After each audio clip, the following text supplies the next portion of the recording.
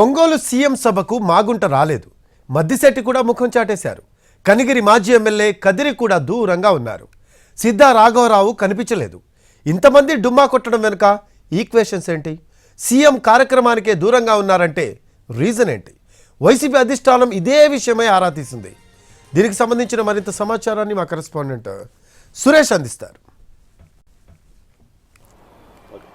ఒంగోలులో సీఎం జగన్మోహన్ రెడ్డి పాల్గొన్న 25,000 మందికి ఇళ్ల పట్టాల పంపిణీ కార్యక్రమం విజయవంతమైంది.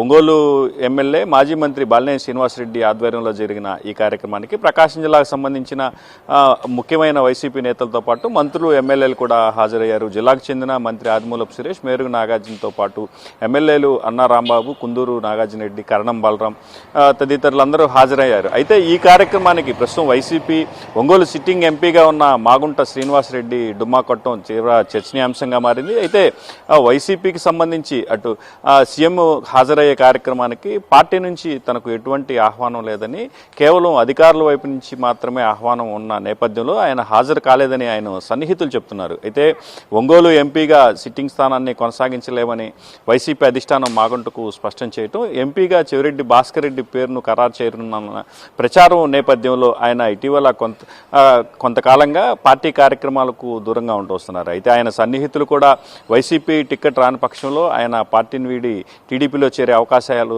ఉన్నాయని మాత్రం స్పష్టం చేస్తున్న పరిస్థితి. మరోవైపు సిట్టింగ్ స్థానాన్ని కొనసాగించని దర్శి సిట్టింగ్ ఎమ్మెల్యే మద్దిశెట్టి వేణుగోపాల్ కూడా ఈ కార్యక్రమానికి దూరంగా ఉన్నారు. సీఎం హాజరవుతున్న ఈ కార్యక్రమానికి కూడా ఆయన హాజరు కాని పరిస్థితుంది. అయితే మరో ఇద్దరు సీట్లు రాని ఎమ్మెల్యేలు కనిగిరి బుర్రా మధుసూదన్, అదేవిధంగా సంతనూతులపాడు ఎమ్మెల్యే సుధాకర్ బాబులు మాత్రం సీఎం కార్యక్రమానికి హాజరయ్యారు.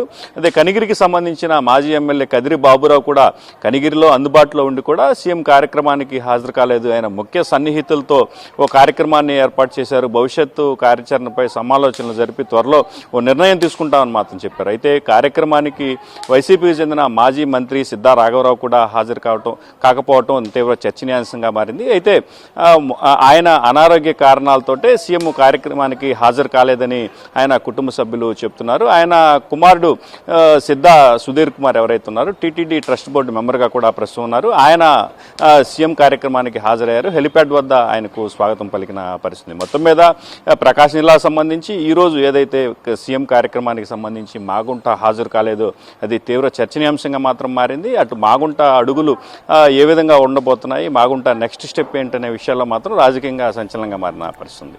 ఇది ప్రస్తుతం ప్రకాశంలో నా తాజా పరిస్థితి. కెమెరామెన్